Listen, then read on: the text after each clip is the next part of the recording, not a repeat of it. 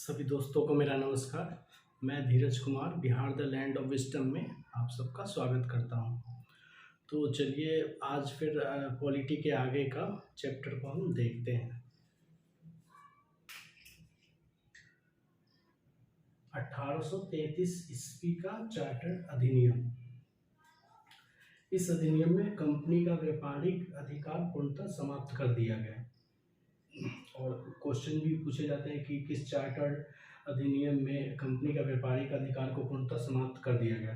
तो 1833 ईस्वी का चार्टर अधिनियम। बंगाल का गवर्नर जनरल अब भारत का गवर्नर जनरल हो गया, यानी कि 1833 ईस्वी के चार्टर अधिनियम के द्वारा ही बंगाल के गवर्नर जनरल को अब भारत का गवर्नर जनरल कहा जाने लगा। उस समय लॉर्ड विलियम बेंटिक पहले गवर्नर जनरल बने। विधिक परामर्श हेतु गवर्नर जनरल की परिषद में विधि सदस्य के रूप में चौथे सदस्य की नियुक्ति हुई या फिर चौथे सदस्य को शामिल किया गया। तो विधिक परामर्श के लिए गवर्नर जनरल की जो परिषद थी उसमें चौथे सदस्य के रूप में विधि सदस्य के रूप में शामिल किया गया। और सबसे जो इम्पोर्टेंट है, दास प्रथा को विधि विरुद्ध घोषित किया गया। विलियम बेंटिक के टाइम में ही ये हुआ था, दास प्रथा को विधि विरुद्ध घोषित किया गया और फाइनली 1843 ईस्वी में इसका उन्मूलन हो गया। मतलब दास प्रथा का उन्मूलन यानी कि दास प्रथा की समाप्ति 1843 ईस्वी में पूर्णतः हो गई। अगला है विधि आयोग की नियुक्ति की व्यवस्था की गई। 1833 ईस्वी के चार्टर एक्ट के द्वारा ही विधि आयोग की नियुक्ति की व्यवस्था की गई और प्रथम विधि आयोग का गठन 1834 ईस्वी में किया गया और इसके अध्यक्ष लॉर्ड मैकाले थे। ये भी बार बार पूछा जाता है कि प्रथम विधि आयोग का गठन कब किया गया, तो ईयर आपको ध्यान में रखना पड़ेगा 1834 ईस्वी और इसके अध्यक्ष थे लॉर्ड मैकाले। दूसरा जो इससे क्वेश्चन बनता है वो ये बनता है कि किस एक्ट के द्वारा विधि आयोग का गठन किया गया था।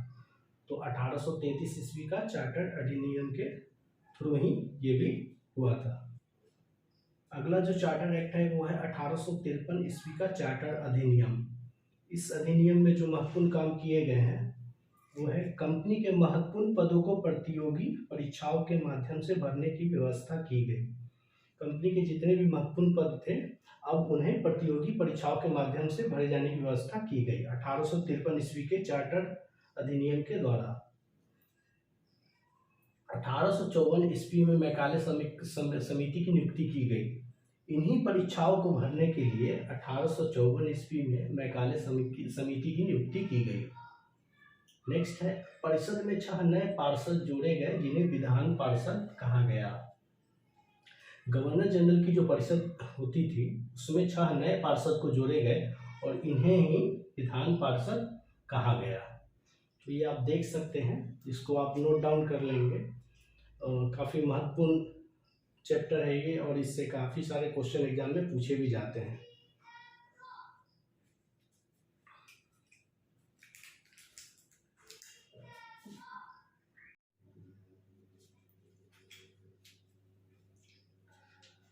अगला एक्ट है भारत शासन अधिनियम 1858 ईस्वी।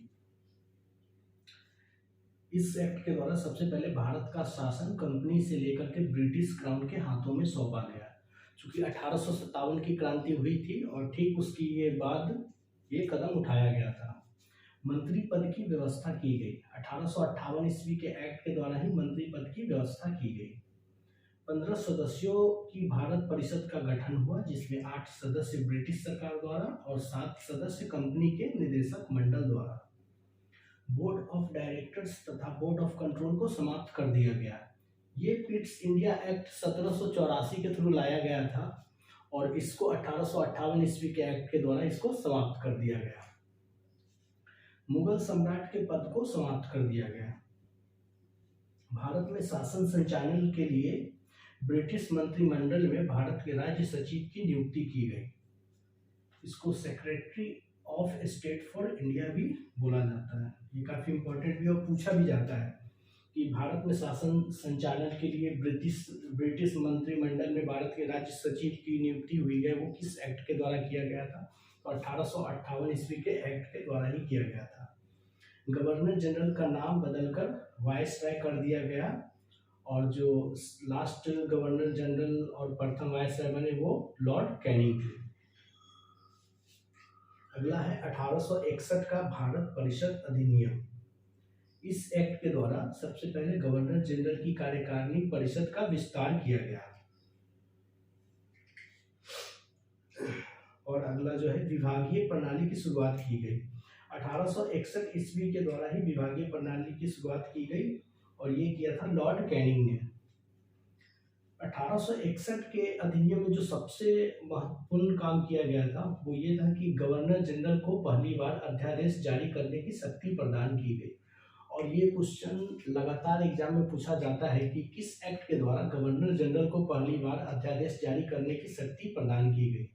तो आपका ये हो जाएगा 1861 का भारत परिषद अधिनियम। इसकी अवधि जो थी वो 6 महीने की थी और इसी एक्ट के द्वारा फिर आगे जाकर के कानून बनाने की प्रक्रिया में भारतीयों को भी शामिल किया गया।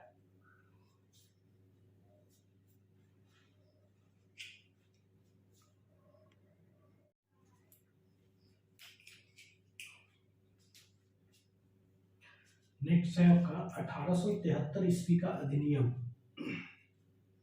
इस एक्ट के द्वारा 1 जनवरी 1884 ईस्वी को औपचारिक रूप से ईस्ट इंडिया कंपनी को भंग कर दिया गया। एग्जाम में क्वेश्चन आते हैं कि किस एक्ट के द्वारा औपचारिक रूप से ईस्ट इंडिया कंपनी को भंग कर दिया गया। तो आपके जवाब होंगे 1873 ईस्वी का अधिनियम। चूंकि शक्ति तो 1858 ईस्वी के एक्ट में ही वापस ले ली गई थी, ब्रिटिश क्राउन के हाथ में सौंपा गया था, लेकिन औपचारिक रूप से ईस्ट इंडिया कंपनी को जो भंग कर दिया गया था वो 1884 ईस्वी में, लेकिन 1873 ईस्वी के एक्ट के द्वारा। अगर ईयर पूछेगा तो 1884 ईस्वी में भंग कर दिया गया। किस एक्ट के द्वारा? तो 1873 ईस्वी के एक्ट के द्वारा। अगला जो है शाही उपाधि अधिनियम 1876 ईस्वी। इस एक्ट के द्वारा कार्यकारिणी में छठे सदस्य की नियुक्ति की गई और ये जो छठे सदस्य की नियुक्ति की गई थी ये लोक निर्माण विभाग के कार्य के लिए, जिसको हम लोग PWD भी बोलते हैं, पब्लिक वर्क्स डिपार्टमेंट। तो ये 1876 ईस्वी का जो अधिनियम है इसमें यही है कि कार्यकारिणी में छठे सदस्य की नियुक्ति हुई और इसका जो मेन कार्य था वो था लोक निर्माण विभाग का कार्य, यानी कि PWD कार्य को देखने के लिए किया गया था।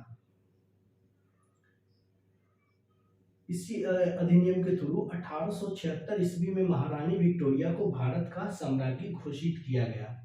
सबको पता होगा कि महारानी विक्टोरिया को 1876 ईस्वी में भारत की साम्राज्ञी घोषित किया गया। तो ये इसी एक्ट के द्वारा किया गया है और इसीलिए इसका नाम भी है शाही उपाधि अधिनियम 1876 ईस्वी। अब देख भी पा रहे होंगे शाही उपाधि अधिनियम 1876 ईस्वी।